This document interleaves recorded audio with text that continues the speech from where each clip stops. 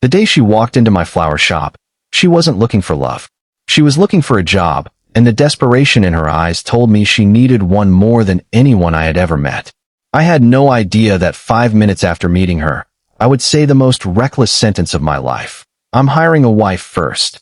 She looked straight into my eyes, smiled through her exhaustion, and answered, "When do I start?" At the time, I thought we were joking. I didn't know those words would change both our lives forever. Before we begin, if you believe people deserve second chances, and that sometimes the most unexpected person can become your greatest blessing, please like this video, share it with someone who needs hope, leave a comment, and subscribe to Bright Acts for more emotional stories about second chances, kindness, and the people who find each other when life seems darkest. My name is Daniel, and I had owned a small flower shop for almost 9 years. It wasn't the kind of store that appeared in magazines or attracted wealthy customers. It sat on a quiet corner between a bakery and an old bookstore, with wooden shelves, green plants hanging from the ceiling, and buckets of roses, lilies, daisies, and sunflowers filling every corner.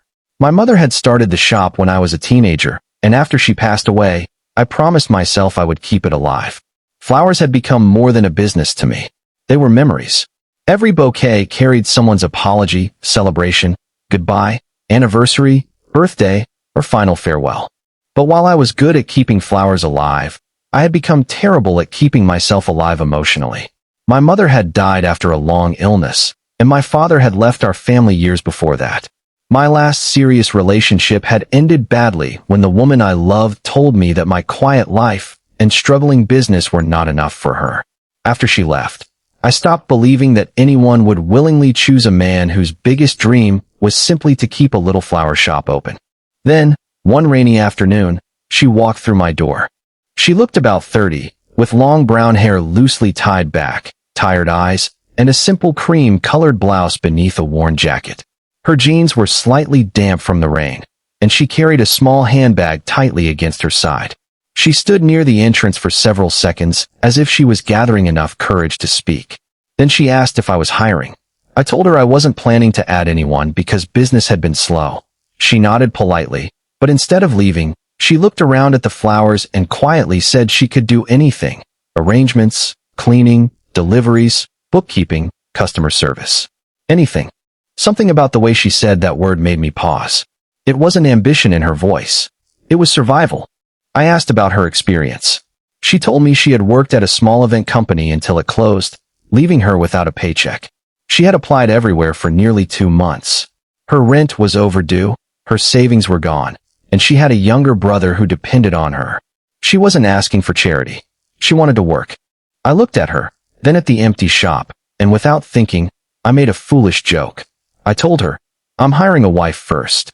I expected her to laugh, walk away, or perhaps tell me I was ridiculous. Instead, she looked at me for a long second, smiled, and said, "When do I start?" For the first time in months, I laughed. She laughed too. And somehow, that ridiculous moment became the beginning of everything. Her name was Emma. I hired her the next morning, not as a wife, of course, but as an assistant. She arrived before me, opened the shutters, watered the plants, organized the roses, and somehow managed to make the shop look brighter than it had in years. She had a natural talent for arranging flowers, but what impressed me most was the way she treated customers. She remembered their names, listened to their stories, and somehow knew exactly which flowers they needed. Within weeks, customers started returning specifically because Emma was there. The shop began making money again. But something else was changing too. I began noticing the small things. The way Emma hummed while arranging flowers. The way she always saved the slightly imperfect roses instead of throwing them away. One evening, I asked why. She smiled and said that imperfect flowers were still beautiful. Sometimes they just needed someone willing to see it. That sentence stayed with me, because I realized she wasn't talking about flowers. One night, after closing the shop, Emma received a phone call. I watched her face change. She tried to hide her tears, but she couldn't.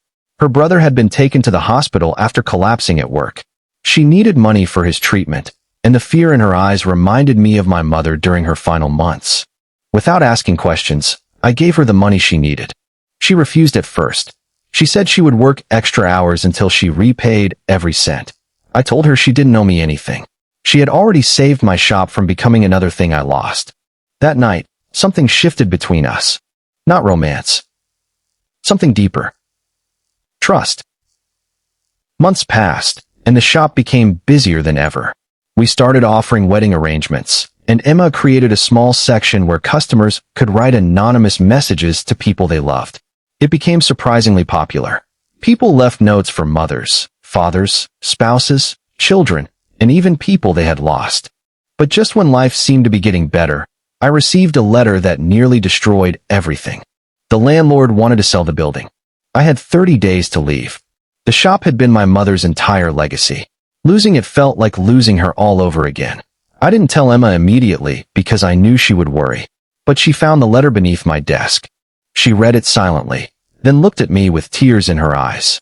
Instead of telling me to give up, she rolled up her sleeves. For the next 30 days, we worked harder than we ever had. Emma organized a community flower festival. Customers came. Local businesses helped. People who had received bouquets from my mother years ago returned to support us. Someone started an online fundraiser. A woman who had bought her wedding flowers from my mother 20 years earlier donated more than I could believe. The community wasn't just saving a shop. They were saving a memory. On the final day, I received a call from the landlord. He had changed his mind. He had seen how much the neighborhood cared about the shop and decided to renew our lease at a lower rate. I sat behind the counter and cried.